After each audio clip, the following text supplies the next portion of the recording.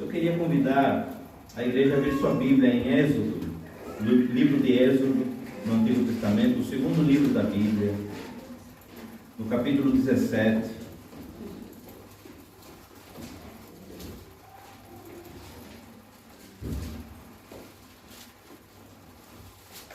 A partir do verso 8.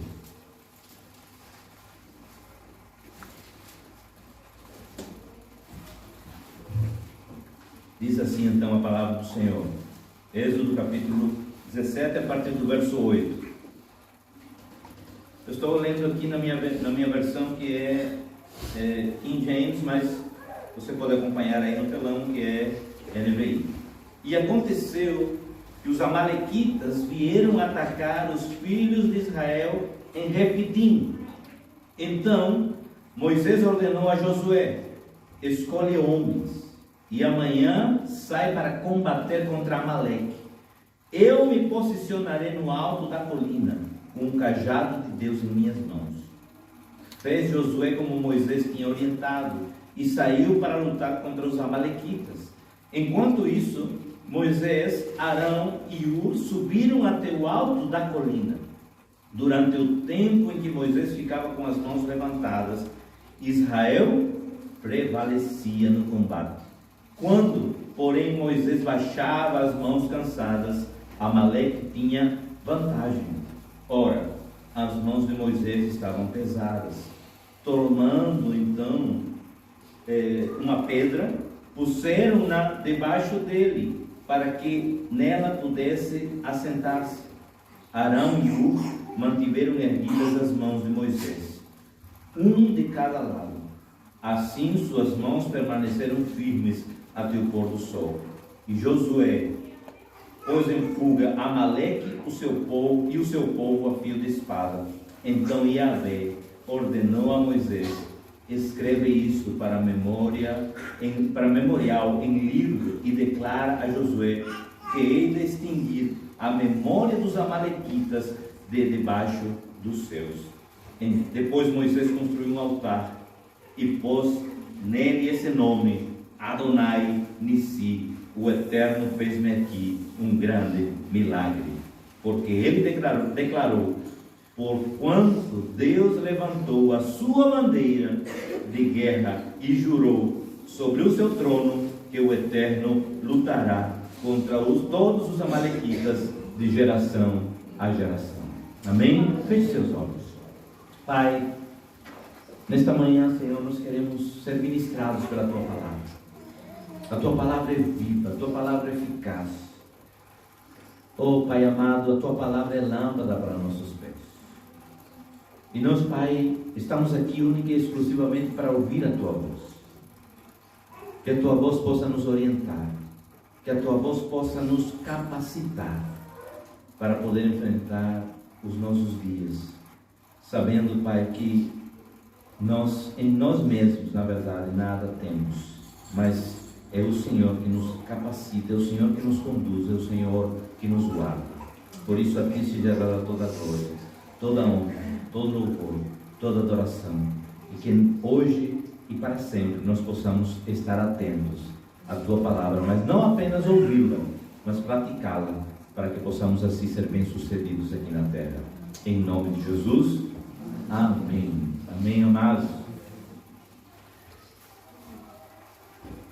Tem uma tela que eu coloquei nas imagens, e na verdade Deus, Ele nos trouxe aqui nesse mundo, nessa terra e nessa nação, né, a nós, com propósitos. E nós precisamos entender que, como igreja do Senhor, nós temos autoridade. É por isso que o título dessa mensagem é exercendo a nossa autoridade. E o fundo você pode ver aí, essa imagem. Está aí Moisés, Arão e Hur. E aí, eu quero primeiro fazer uma introdução, dizendo que Deus, durante toda a história, Deus tem levantado homens e mulheres para exercer autoridade, e não reis. Há uma diferença, mas qual a diferença entre governo e autoridade? Governo, quem exerce é o presidente da república.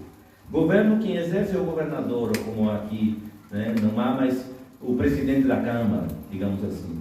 Governo são essas pessoas, mas a autoridade é com a Igreja do Senhor. E aí eu quero dar a você esse entendimento primeiro, com algumas ilustrações rápidas. José, ele foi levantado no Egito para exercer a autoridade. Mas quem exercia o governo era Faraó. Quem exercia o governo era Saul. Mas quem tinha autoridade? Davi. É interessante que a gente possa entender isso. Então nós precisamos compreender que, como igreja do Senhor, você e eu temos autoridade. Isso foi deturpado no mundo. Isso foi deturpado nessa comunidade que nós vivemos hoje, que se chama mundo. Por quê? Porque não acham que quem tem autoridade é o governo. Não. Quem tem autoridade é a igreja do Senhor. Amados, se a igreja entender a sua posição, não precisa temer, não precisa ficar com medo. Sabe por quê? Porque muitas vezes nós não compreendemos a nossa autoridade, a nossa identidade, e ficamos com medo. Com medo de quê? Com medo de acontecer alguma coisa. Olha, pode acontecer isso, pode acontecer aquilo. Não precisamos temer, porque Deus já nos deu autoridade. É muito interessante quando a gente precisa compreender que nenhuma batalha aqui embaixo ganha-se aqui embaixo. As batalhas que nós temos aqui na terra se ganham no reino espiritual. Abra sua Bíblia em Efésios capítulo 6, verso 12.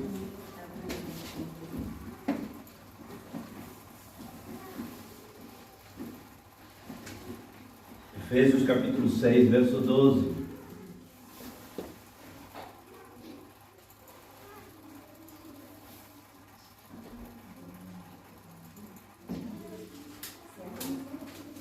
Porquanto a nossa luta não é contra seres humanos, e sim contra principados e potestades, contra os dominadores deste sistema mundial em trevas, contra as forças espirituais do mal nas regiões celestiais. O que quer dizer isso, pastor? Quer dizer que a minha luta não é contra meu chefe, a minha luta não é contra meu patrão, a minha luta não é contra minha esposa, não é contra meu esposo, não. A minha luta é lá em cima. Cada vez que acontecer alguma situação difícil na sua vida, na minha vida, nós precisamos compreender isso. A nossa luta não está no nível humano. Olha, eita, mas Arlindo fechou a cara para mim. Pense, vou revidar. Não, a nossa luta não é. A gente precisa entender que por trás de toda essa situação há principados, há potestades que estão sendo dominantes nesse sistema que se chama mundo. E nós precisamos lutar nesse nível. É por isso que a minha luta não é contra pessoas. A gente precisa orar. Quando estivermos em alguma luta, quando tivermos alguma dificuldade, a nossa oração não precisa dizer: eita, vou orar para que caia e parta o raio na cabeça de Neto. Não. É para que a gente possa orar e dizer: Senhor, aquele principado, aquela potestade que está agindo por trás, eu repreendo em nome de Jesus. E aí nós vamos começar a entender que nossa luta não é contra pessoas. Nossa luta é muito além do que isso. Se eu não entender isso, eu preciso muitas vezes gastar energias. Aliás, eu vou gastar muitas vezes energias. Abra sua Bíblia, 2 Coríntios capítulo 10, versos 13 em diante. 2 Coríntios capítulo 10, versos 13 em diante. Preciso entender isso. Nós, porém, não nos orgulharemos além do limite adequado, mas limitaremos nosso gloriar no âmbito da ação de Deus mesmo, que Deus mesmo nos confiou, o qual vos alcança inclusive. Verso 14. Com certeza não estamos indo longe demais em nosso orgulho, como seria se não tivéssemos chegado até vós. Por enquanto, porquanto vos alcançamos com o Evangelho de Cristo. E da mesma forma, não caminharemos além dos nossos limites, orgulhando-nos de trabalhos que outros realizaram. Pelo contrário, nossa esperança é que, à medida que for desenvolvendo a fé que habita em vós, semelhantemente o nosso ministério se estabeleça ainda em vosso meio, para que assim nos seja possível pregar o Evangelho nas regiões que estão além de vós, se nos vangloriarmos em campo de atuação de outro. Muito bem. Nós precisamos agir da maneira correta. Qual a maneira correta? Olha, se não entender que as nossas armas, elas não são e não necessitam ser humanas, a gente vai se desgastar. A gente vai apenas lutar. Vamos nos desgastar e não vamos entender que a nossa luta, ela está num outro âmbito. Perceba a maneira correta, então, de que nós devemos lutar as nossas batalhas. 2 Coríntios capítulo 10, verso 3. Começa nesse mesmo, volta no verso 3. 3. Isso é 13. Porquanto, embora vivendo como seres humanos, não lutamos segundo os padrões desse mundo. Não. 4. Pois as armas da nossa guerra não são terrenas. Olha, não são terrenas. Você não precisa usar faca, facão, não são terrenas, mas poderosas em Deus para destruir fortalezas. Em outras versões tem sofismas. Destruímos as más filosofias e arrogância que tentam levar as pessoas para longe do conhecimento de Deus. E dominamos todo o pensamento carnal para torná-lo obediente a Cristo. Verso 6. E estaremos preparados para repreender qualquer atitude rebelde, assim que alcançardes a perfeita obediência. Nossas armas, amados, não são carnais. Nossas armas não são físicas e humanas. Nossas armas são poderosas em Cristo. São espirituais. Então perceba agora essa maneira correta. Vamos novamente ler o texto de Êxodo, voltar para esse texto de Êxodo que nós estávamos nessa história. E aqui eu queria ver junto com vocês. Existe aqui uma estratégia tremenda. E existem 3 armas poderosas. Diga assim, 3 armas poderosas. 3 armas poderosas. Que nós precisamos entender e guardar para nós, para todo o tempo de batalha em nossa vida. Para todo o tempo de batalha em nossa vida. Todos os dias temos batalhas. Algumas grandes, outras pequenas. E aí então, eu quero primeiro que você entenda. Gostaria que você entenda. Êxodo capítulo 17. Êxodo capítulo 17. Versos 10 a 13. Fez Josué como Moisés tinha orientado, e saiu para lutar contra os amalequitas. Enquanto isso, Moisés, Arão e Hur subiram até o alto da colina. Olha, o que significa subir para o alto da colina? Primeiro, uma orientação, uma explanação importante, informação importante, na verdade. Quem era Moisés, Arão e Hur? Eram sacerdotes. O que o sacerdote fazia naquele tempo? O sacerdote era intermediário de Deus com os homens. O sacerdote adorava. O sacerdote oferecia ao Senhor sacrifícios. Mas nesse momento, Moisés, Arão e Hur subiram até a colina para adorar. Então, o que eu aprendo? Qual a primeira arma que eu tenho em momentos de guerra, em momentos de batalha? Adore. Louve. Adore ao Senhor. Tenha um coração grato. As mãos erguidas de Moisés, no verso 11. Durante o tempo em que Moisés ficava com as mãos levantadas, nós levantamos as mãos para quê? Para adorar ao Senhor. Cada vez que você levanta as mãos, é para adorar ao Senhor. Você está aqui adorando o Senhor. Então, quando nós adoramos, cada vez que você e eu adoramos ao Senhor, nós começamos a abrir o céu sobre nossas vidas.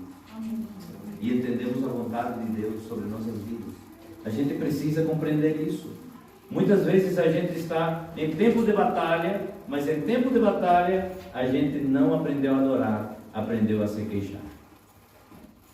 Estou mentindo? Não, porque eu já fiz isso. Só que a partir do momento em que eu entendo essa verdade, nós precisamos agora mudar o nosso posicionamento. Olha, o que diz Romanos capítulo 12, verso 1. Teve até, esse tema foi de uma das últimas mensagens, né, que nós tivemos. Romanos capítulo 12, verso 1 e verso 2.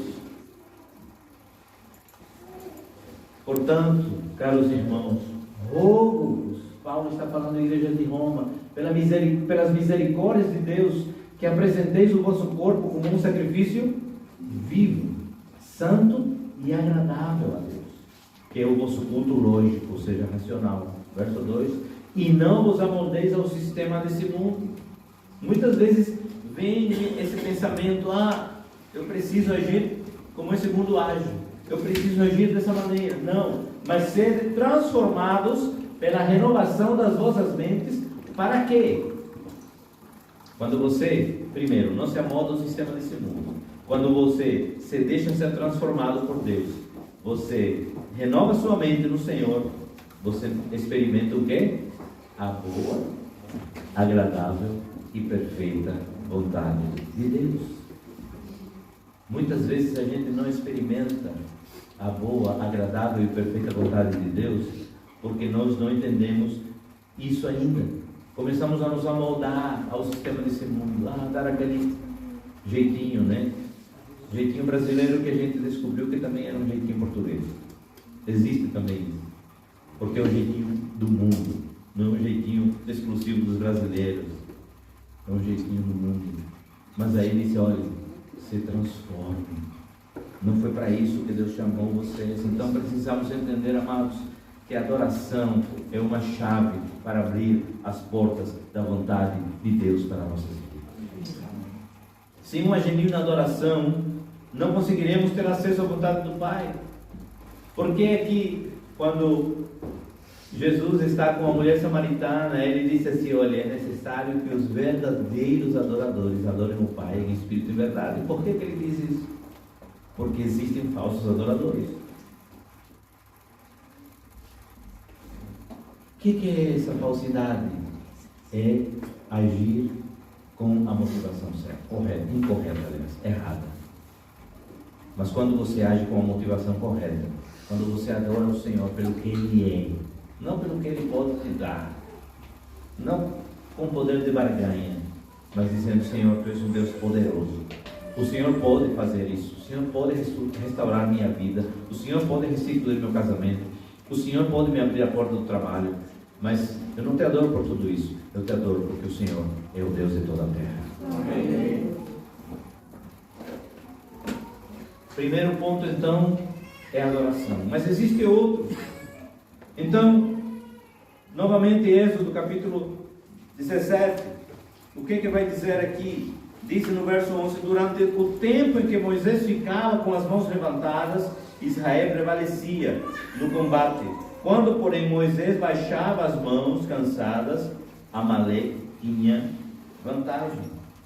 Verso 12: ora, as mãos de Moisés estavam pesadas.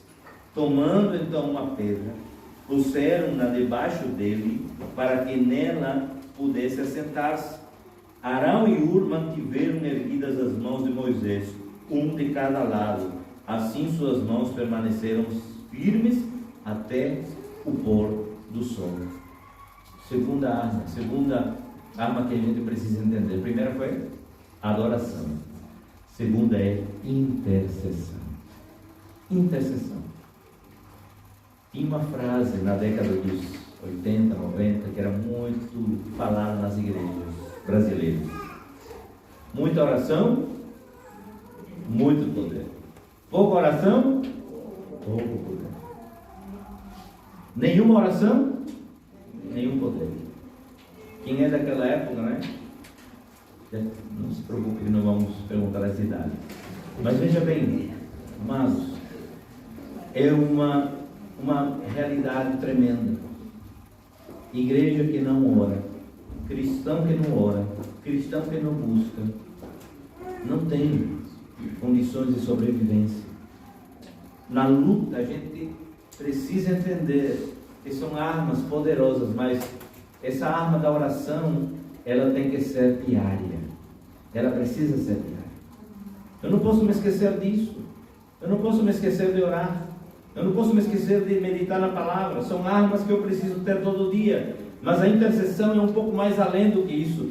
Intercessão significa, ser intercessor significa se colocar no lugar do outro. Ser intercessor significa assim, olha, eu estou me colocando no lugar de Rogério. Rogério está, ou estava, em nome de Jesus, agora não, vai ser restaurada na sua saúde, mas estava toda com dores musculares, mas em nome de Jesus, eu quero me colocar no lugar dela, eu vou orar, como que sentindo essa dor. Muitas vezes a gente não se coloca no lugar do nosso irmão, da nossa irmã, e a gente não sente essa mesma intensidade de sofrimento ou do problema que as pessoas passam. Vem cá, Murilão, por favor.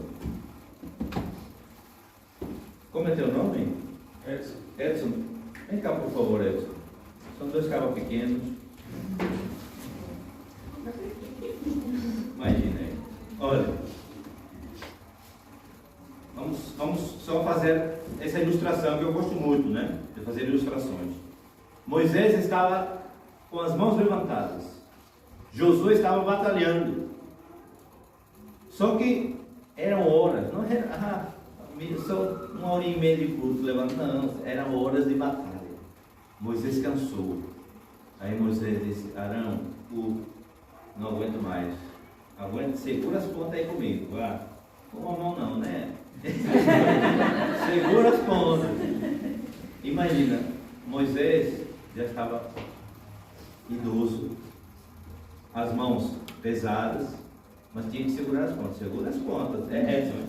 Edson, segura as pontas. E assim, e era assim, porque quando Moisés baixava as mãos, agora sim, quem prevalecia? Os amalequitas. Obrigado, Senhor. Deus abençoe. Os amalequitas, eles remetem aos inimigos do povo de Deus. Por que inimigo do povo de Deus? Porque muitas vezes a gente fala, inimigo de Deus. Não, Deus não tem inimigo. Porque para ter inimigo tem que ter parede. Deus não tem parede. Deus é sobrenatural. Deus é sobre todas as coisas. Mas nós temos inimigos.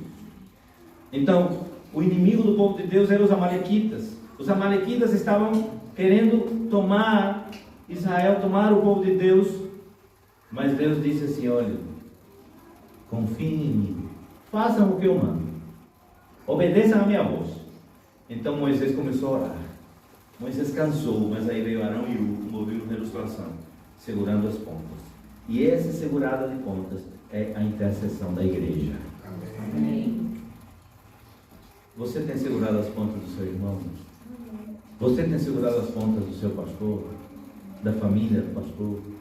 Você tem segurado as pontas? Olha, você precisa entender que você foi chamado para ser um Arão e um Hu nesta igreja. Amém. Se Deus me chamou para ser Moisés, até quando não sei, mas me ajude a segurar essas pontas. Amém. Porque sozinho eu não consigo. Ninguém consegue fazer nada sozinho.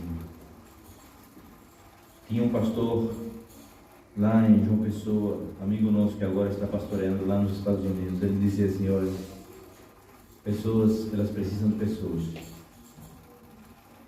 Pessoas precisam de Deus, mas pessoas precisam de pessoas. Muitas vezes a gente quer viver aquele evangelho gospel, né? Aquele, já sou mais que vencedor, né? Posso todas as coisas. Nós podemos todas as coisas, mas naquele que nos fortalece. Mas sem a ajuda dos nossos irmãos, sem a intercessão dos nossos irmãos, sem um bom discipulado. Quem está passando pelo discipulado não é abençoado? Não é muito bom? Discipulado é abençoado por quê? porque foi esse o propósito de que Cristo veio aqui na terra. Cristo na terra não disse, olha, vamos fazer convertidos de todas as nações. Não, ele disse discípulos. E você que está sendo discipulado, você não está sendo discipulado para ser igual ao seu discipulador. Você está sendo discipulado para ser igual ao seu mestre, que é Cristo. Cristo é o nosso mestre. Temos que entender que uma igreja que não intercede, que não sente a dor alheia, não se posiciona no lugar de quem sofre, não entende o que é batalhar em prol do reino. Precisamos entender isso. Todos precisamos ter espírito de intercessores. Fomos chamados por Deus com o propósito de sermos suportes uns aos outros. Abra sua Bíblia em Efésios capítulo 4, verso 2. Efésios capítulo 4, verso 2.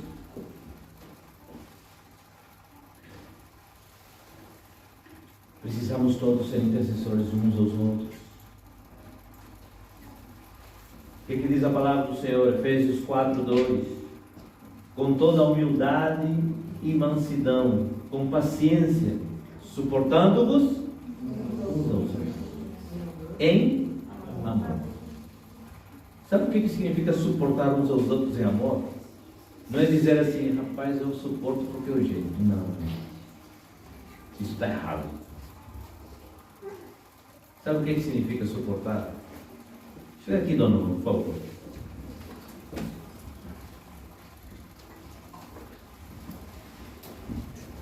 Fica aqui nessa ponta com os dois pés. Para lá, para trás. Confia em mim. Eu estou sendo suporte de dor para ele não cair. Isso é suportar.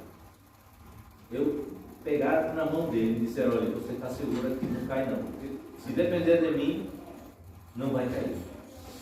Por mais que o peso vá, mas eu estou aqui suportando. Imagine, aí vem outro e nos ajuda aqui.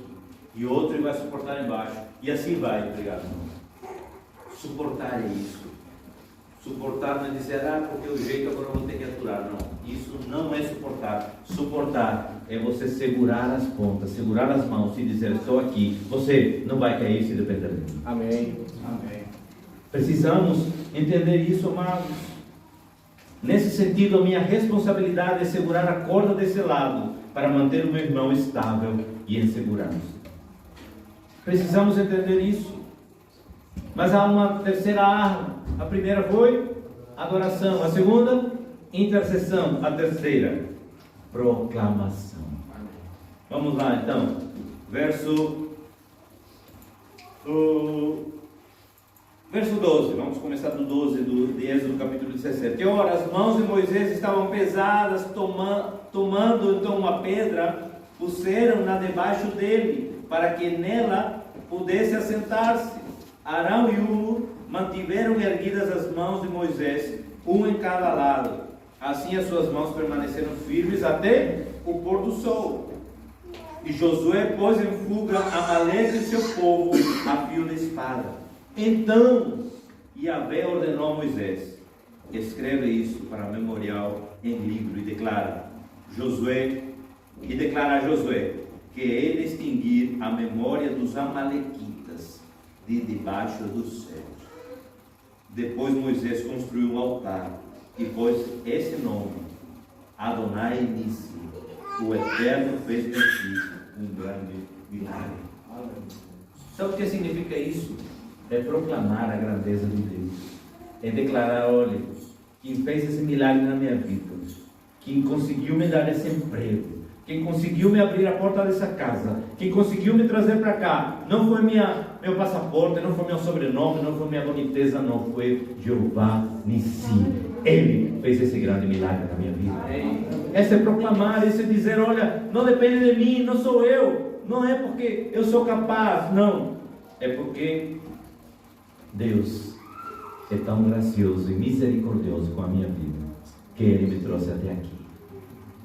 É por isso que nós podemos declarar, Ebenezer, até aqui o Senhor nos ajudou.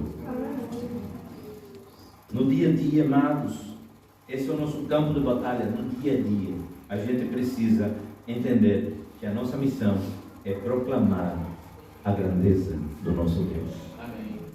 É declarar: olha, o Senhor é poderoso, o Senhor é maravilhoso.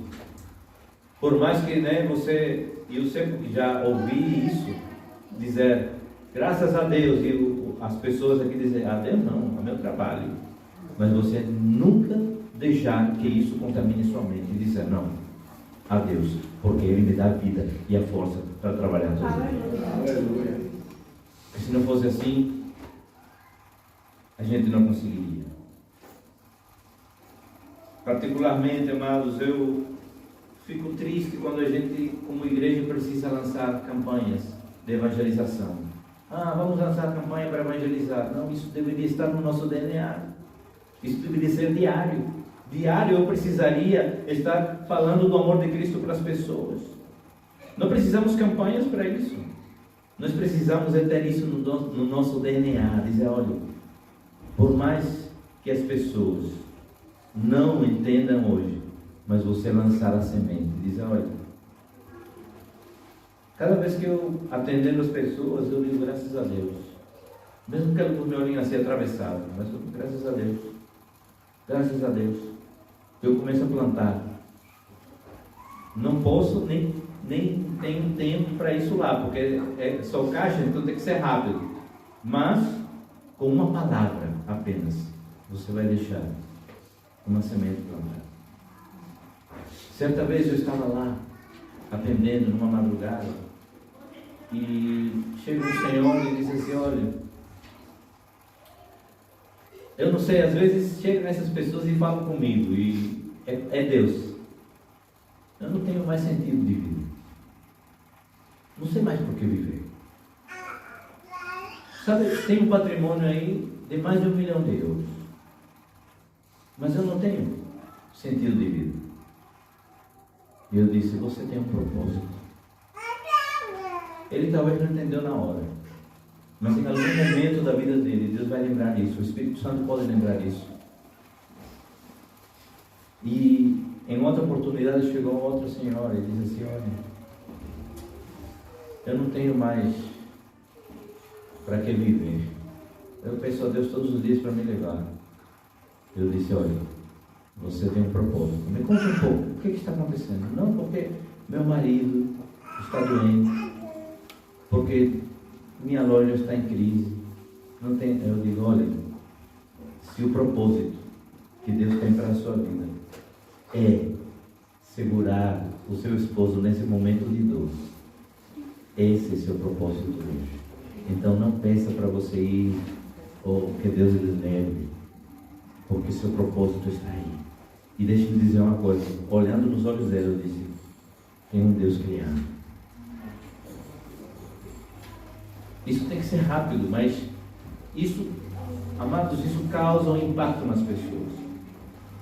Porque se fosse uma outra pessoa dizer, então vai morrer mesmo, infeliz. Não. É desse jeito, as pessoas mandam mesmo, não tem outra. Mas nós precisamos ser diferentes. Nós não somos deste mundo. Estamos aqui de passagem. Vamos passar.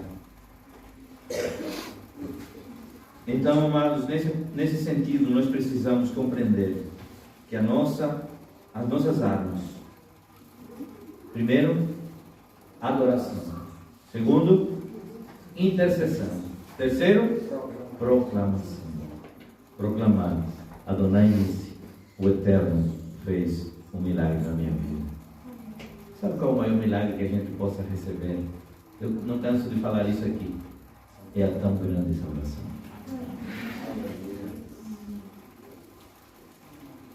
O resto é bônus. Uma cura é bônus. Restauração de casamento é bônus. Um emprego é bônus. Mas o maior milagre, sabe por quê? Porque é assim como o que estava perdido disse, olha, eu não sei. Eu só sei que antes era cego, mas agora vejo. Foi domingo passado, né? Eu não sei. Ontem estava cego, agora eu vejo.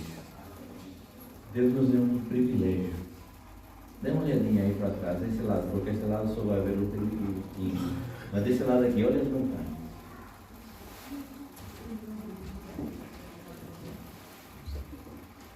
Deus nos deu um privilégio. Você pode enxergar.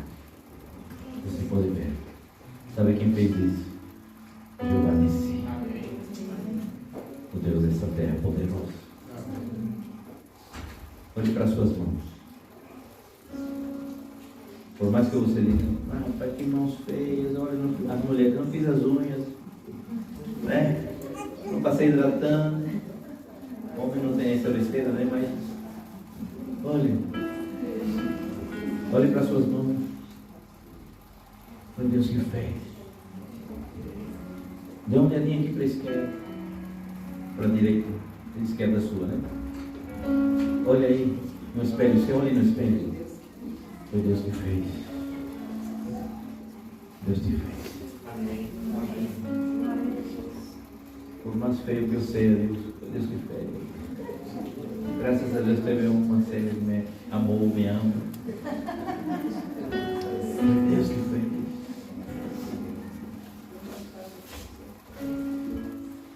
Amados, os amalequitas, então, eles representam a força opositora ao povo de Deus. E hoje nós temos tantos opositores nesse mundo. Nesse mundo há muita oposição. Se levanta oposição. Mas com certeza nós precisamos pedir discernimento, sabedoria ao Senhor, para que Ele mostre quais são esses espíritos dominadores, opositores, identificá-los e poder batalhar. É tempo de nos levantarmos, de nos levantarmos e posicionarmos diante desses poderes dominadores. Precisamos batalhar em equipe. Nós somos uma equipe, eu como falar aqui, equipa, né? Nós somos uma equipe. Aqui não estamos à frente só Célia e eu, mas cada um de vocês faz parte dessa equipe. Cada um de vocês. Deus colocou você aqui com um motivo, com um propósito. Você não veio aqui por acaso.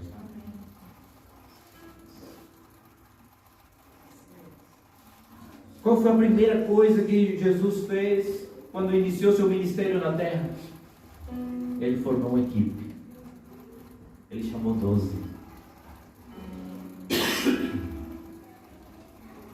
Por quê? Porque ele sabia que, apesar dele ter todo o poder para fazer milagres, sozinho ele não conseguiria. E esse evangelho do reino até hoje é propagado, porque 12 começaram a ter mestre. E você e eu agora somos parte desses 12, que agora são milhões na terra. Moisés, ele adorava no monte. Josué batalhava. Sabe? Enquanto Josué estava batalhando, proclamando com as forças humanas, Moisés, Arão e Ur estavam em intercessão. Quartas-feiras, às 10 horas da manhã, tem uma oração aqui na igreja. Para quem trabalha de tarde. Para quem trabalha de manhã, às 19 horas, tem uma oração aqui na igreja. Mas sabe, a gente às vezes esquece disso. Isso não é uma exclusividade da Ágape. Em todas as igrejas que nós passamos, pastoreamos, auxiliamos. O domingo, nós pastoreamos numa igreja que tinha 1000 pessoas. No domingo eram 1000 pessoas, 1200 como visitantes. Mas nas quartas-feiras de oração, eram 20, eram 30. Você que participa da igreja faz tempo sabe que é assim. Sabe por quê? Porque as pessoas ainda não entenderam que a oração, que a intercessão, ela é fundamental para a vida do cristão. Orar em casa é bom, é muito bom e é necessário. Mas quando você ora com a igreja, em equipe, olha, sai de baixo, porque o inferno treme. Você quer ver coisas acontecer? Venha orar nas quartas-feiras. De manhã, talvez, alguns dias eu não possa estar, mas tem irmãos aqui orando. Porque, novamente repito, a oração do pastor não é melhor que a sua. Você é sacerdote também. Você também é intercessor.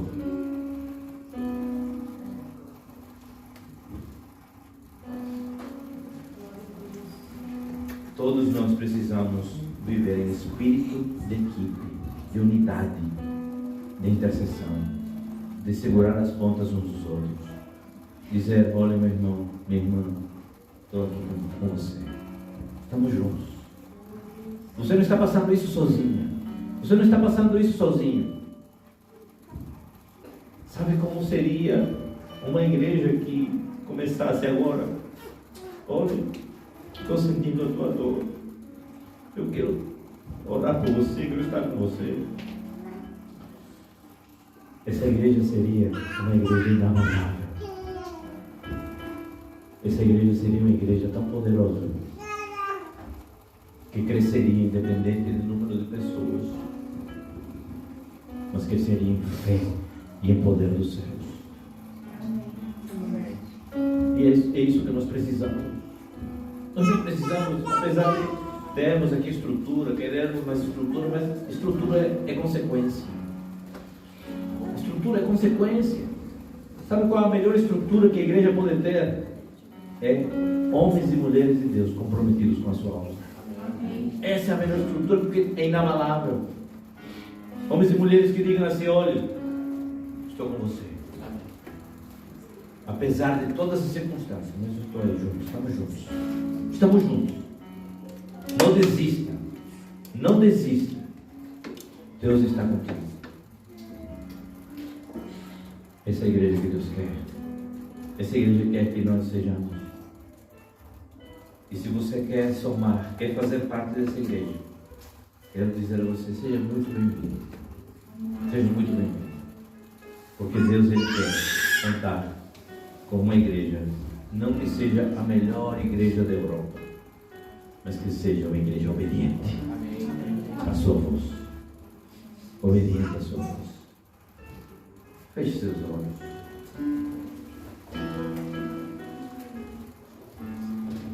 Se coloque diante do Senhor. Nesse momento, talvez você tenha fraquejado em algumas situações, na oração, na intercessão, na adoração, na proclamação.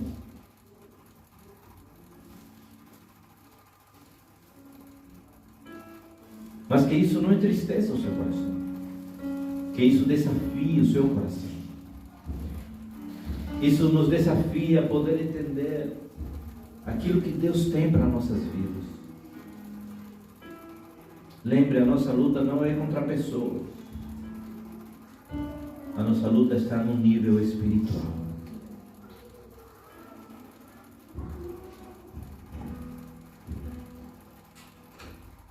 Faça a sua oração agora e diga: Senhor, eu necessito mais de Ti. Eu quero verdadeiramente ser uma igreja relevante, não pela estrutura física, mas pela estrutura espiritual. Uma igreja que entenda que veio aqui para ser adoradora, verdadeira adoradora. Uma igreja que está aqui para que entenda que seja intercessora. E uma igreja que seja proclamadora das boas novas, das maravilhas, daquele que nos chamou das trevas e nos transportou para o reino da sua maravilhosa luz. Faça dessa música o seu clamor e diga: sonda assim, sonda.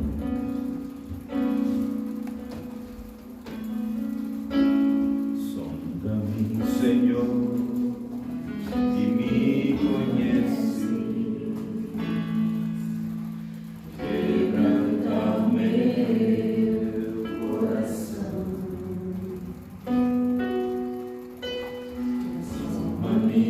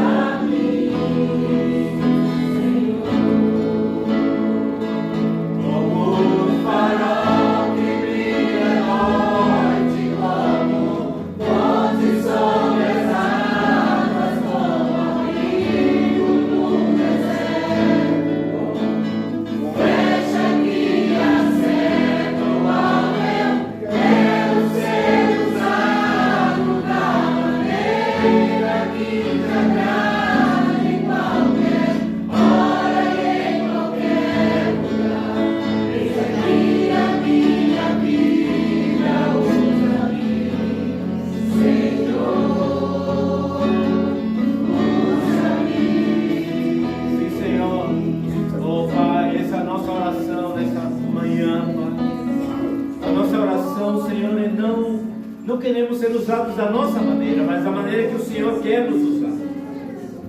Nos ajuda, nos capacita. Pai, nos dá um espírito de adoradores, um espírito de intercessores, de proclamadores do reino. Que como igreja, Pai, nós possamos entender a nossa responsabilidade. Entender que somos uma equipe, que precisamos estar em união, unidos. Oh Senhor, nos ajuda. Nos ajuda, Pai. Pai, que tudo que nós façamos seja a cada instante, a cada segundo da nossa vida, para a glória do Teu nome. Que tudo que fuja disso, Pai, tira de nós. Tira de nós. Tira de nós, Pai. Nos ajuda, nos capacita, nos orienta, nos levanta, nos transforma. Oh Pai, renova a nossa mente, renova a nossa mente. Aleluia. Mas nessa manhã, Pai, eu quero pedir pelos Teus filhos, clamar pelos Teus filhos. Há alguns, Senhor, que ainda estão sem entender aquilo que o Senhor tem preparado, mas que o Senhor esteja visitando agora, ministrando na sua mente, nos seus corações, porque o Senhor tem propósitos tremendos para cada um dos que estão aqui reunidos. Ninguém chegou aqui por acaso. Oh Pai, toca em cada coração, ministra em cada vida, e Pai, que a cada momento nós queiramos e possamos viver para a glória do Teu nome. Como o farol que brilha à noite, como pôr de sol nas águas, como abrigo no deserto, fecha-me acerto ao meu, quero ser usado da maneira que te agrada em qualquer hora e em qualquer lugar. Eis aqui a minha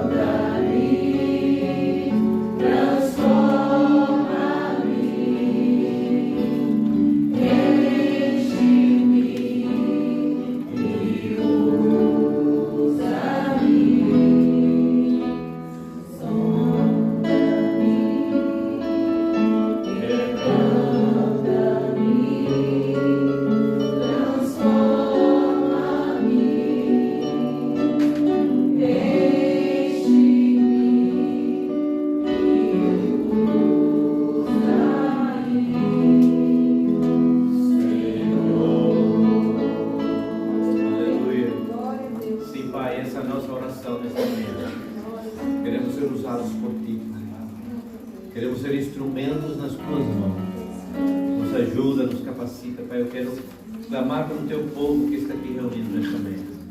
Visita cada um dos teus filhos, as tuas filhas, cada família que está aqui representada. Toca em cada coração, em cada vida. Pai, renova, oh Senhor, renova o dom de Deus que está em cada um dos teus filhos. Aviva a chama, Senhor, para a glória do teu nome. Essa semana, Pai, seja uma semana cheia de oportunidades. Que a gente possa, Senhor, entender que em cada momento nós precisamos te adorar. Que a cada momento nós precisamos interceder. E que a cada momento nós precisamos proclamar as tuas grandezas ao mundo. Louvado e engrandecido seja o teu nome. O amor de Deus, a graça, as doces consolações e a comunhão do Espírito Santo de Deus seja com a tua igreja. Não apenas essa igreja local, mas toda a igreja que está espalhada na face da terra. E a tua igreja diz: amém. Deus abençoe. Tenha uma semana abençoada. Não saia sem abraçar o seu irmão, sua irmã.